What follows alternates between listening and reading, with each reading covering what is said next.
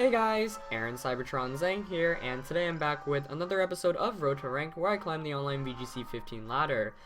Before I get started with today's episode, I just wanted to say sorry that this episode went up so late. I got home very late today, actually, because I was at a VGC 15 tournament, a Premier Challenge out in Brooklyn. That was a lot of fun. I actually ended up winning the entire thing. There were over 50 players, and so many players were really good there.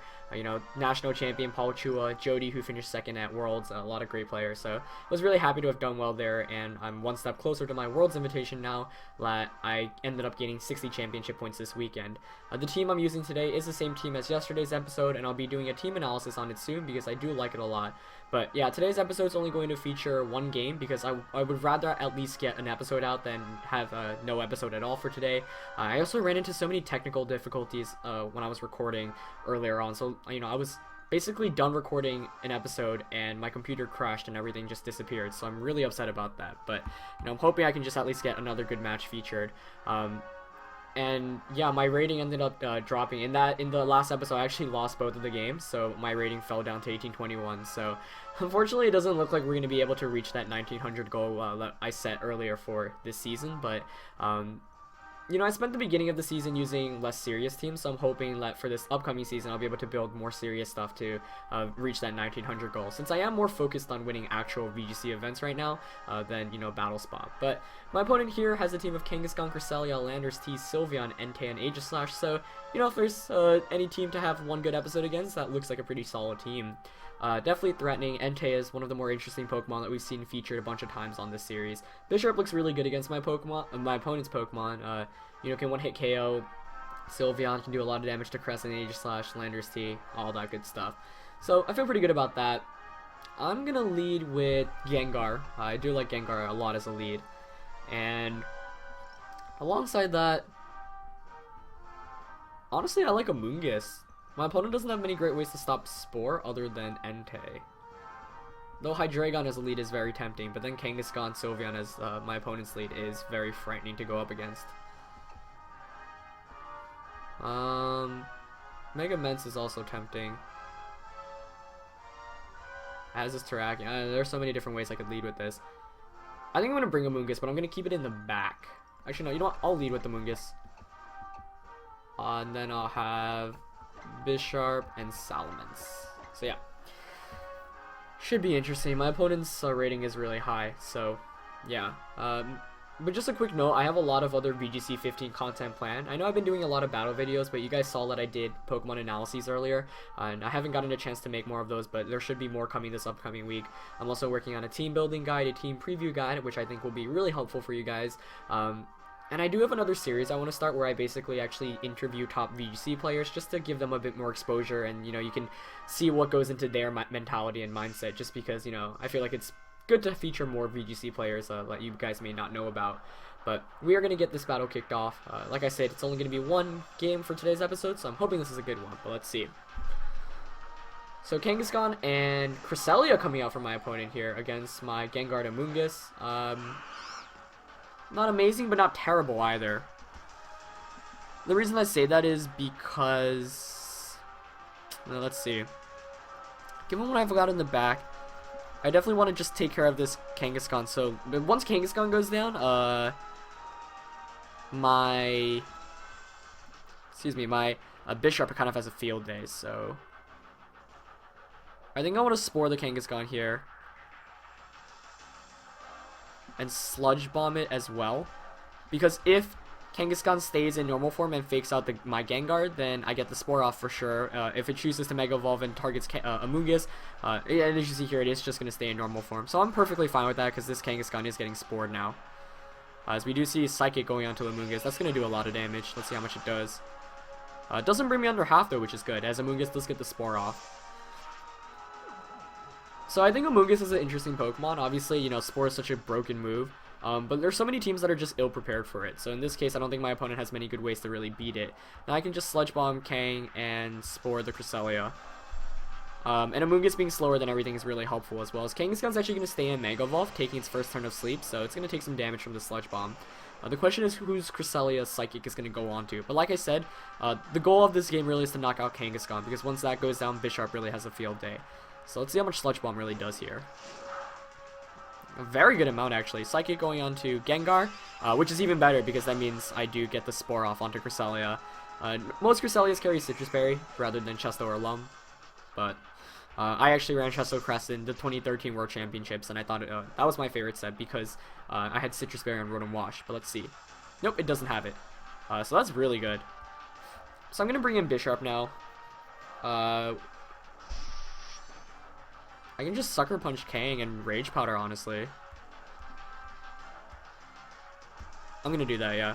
And Cresselia hasn't taken a turn of sleep yet because it's slower than the Amoonguss, so there's no chance Cresselia wakes up this turn, which is obviously fantastic. I also do want to pick up the knockout there because Cresselia threatens the Mega Salamence I have in the back. And we don't see any switch outs from my opponent here, which is really good news for me. The question is whether Bisharp's Sucker Punch can KO with the Life Orb. Oh, just misses out. That's unfortunate. But Kangaskhan does stay asleep for one more turn, so that's really good. As, like I said, Crest is going to take its first turn of sleep there. So I can just Sucker Punch Kang once again. And switch out to Mence to take an incoming Psychic, potentially. I do like that play. I also really am tempted to knock off the Cresselia, though, and Rage Powder, but then I would lose Amoonguss most likely if Kangaskhan stays, if it wakes up, which it most likely will. But you know what? I need to get more damage off in this game, so I'm going to go for that play. And it does wake up, but it goes for Protect, so I'm really happy I made that play there. So we see Fake Out and Protect coming out from Kangaskhan. Not very common for most Kangaskhan's in VGC. You often see one or the other, but not both. But fortunately enough, I did target Cresselia this turn, so very happy about that. But it is bulky enough to take that Life Orb knockoff.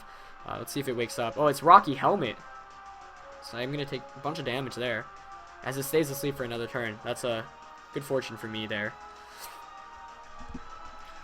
Now I'm going to Sucker Punch Kangaskhan and switch the Amoonguss out. I'm not going to risk it. And Amoonguss switching out does give me health back because, of course, Amoonguss is Regenerator.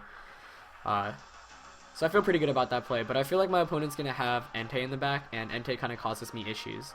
Though I guess it can't really hit my Salamence for much, though Entei does get access to Will-O-Wisp as well, which makes it super obnoxious to deal with. So I probably should have brought a better Entei counter for this game, but oh well. I am going to feature Entei soon, and like I said, I will be building more basically better teams other than me throwing random Pokemon together. And this team I actually really like because I actually spent some time, or not spent, I built it in the morning of yesterday's tournament, but it obviously worked out as I did pretty well in the real life events. But it's interesting because I don't think real life events, the metagame is so different from the online metagame on both Battlespot and Pokemon Showdown. A lot of the teams I played were nothing like the teams you see on Battlespot. Just because I feel like people don't really like sticking to all the standard stuff because it's relatively predictable, at least at live events. But Amoonguss here is going to swap out for the Salamence because, like I said, I do want the Regenerator health. I don't want it just eating up another Psychic, and I'm not going to risk Cresselia waking up this turn. As I get the Sucker Punch KO onto Kangaskhan, which is great because Kangaskhan was the biggest threat to the Bisharp on my opponent's team. So I guess Entei is kind of a threat too. But now let's see if Cresselia wakes up. It does wake up. Read me like a book. Got the Icy Wind Call. But that's going to activate my Defiance. I'm not sure if that was really the best play on my opponent's end. But nice move on my opponent there to definitely predicting the Salamence switch in. So fantastic play there. Much props there. I think we're seeing Sylveon coming out here. That makes a lot of sense. And I am caught in a very tough position because, you know what? Wow, this really blows actually. That was a smart Icy Wind, in retrospect. We're definitely going to see a Hyper Voice come out, but this is really bad. That was not the play I was expecting. I can just Sucker Punch Crest here and switch out to Amoonguss to get rid of... yeah, I'm going to go for that play. I basically got to rely on winning this game with the Mega Salamence. Icy Wind was a fantastic call on my opponent's end, and perhaps I could have just stayed in and Giga Drain instead of Sporing, or not Sporing, switching out to Salamence.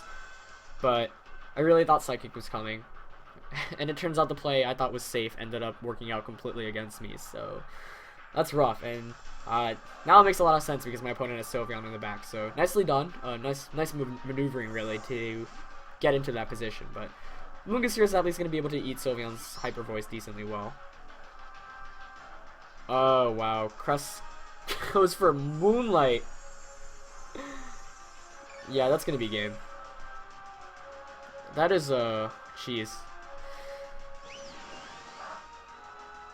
Wow, I don't even know what to say, man. There's really not much I can even do at this rate. I can bring in Men's. I'm gonna double edge the Sylveon and Spore the Cresselia. Just because there are really no other options I have at this rate.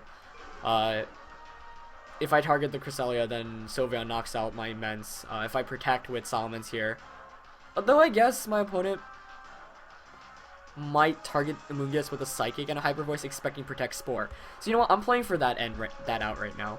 So I'm gonna double edge the Sylveon and Spore Cresselia, hoping my opponent's predicting me to protect the Men's here. But Sylveon actually switches out. That's bad news for me. Let's see what comes in though. Looks like Landorus to me, which is decent. This game is still winnable. But it comes down to what Cresselia goes for this turn. If it's Icy Wind, I'm basically done for. Maybe I should have Dragon Dance there, expecting the switch. Let's see. Cements Mega Evolves. Gets the double edge off. That should be a 2-hit KO on the Landorus. Yep. But let's see if Icy Wind comes out from Cress. Went for... Oh! That's not the right one. That's going to be a game.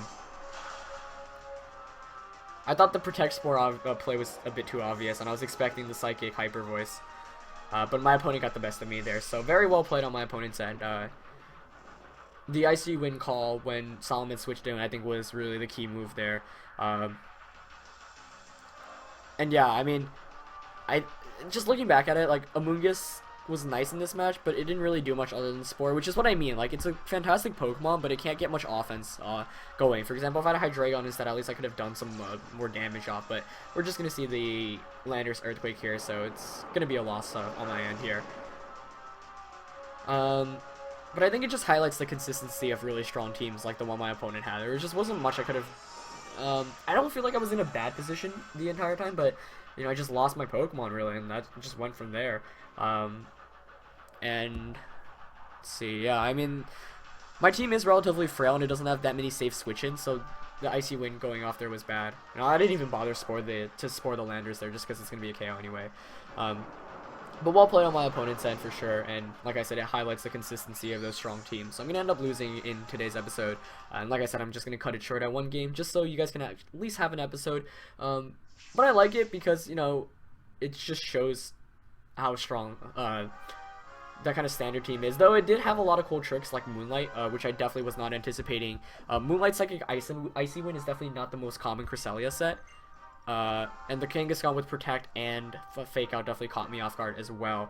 Missing the knockout onto... Actually, it was huge. Missing the knockout onto Kangaskhan with the Sucker Punch that turn was really rough, because had I KO'd, he would have been forced to switch in Landorus to Sylveon. So now thinking about it, had I picked up the KO there, that would have been so good. So I think I should have Sucker Punched or Giga Drain, double targeting it there, that play, that turn. I think had I made that play instead, it could have completely changed the course of the battle. But I'm going to end up losing.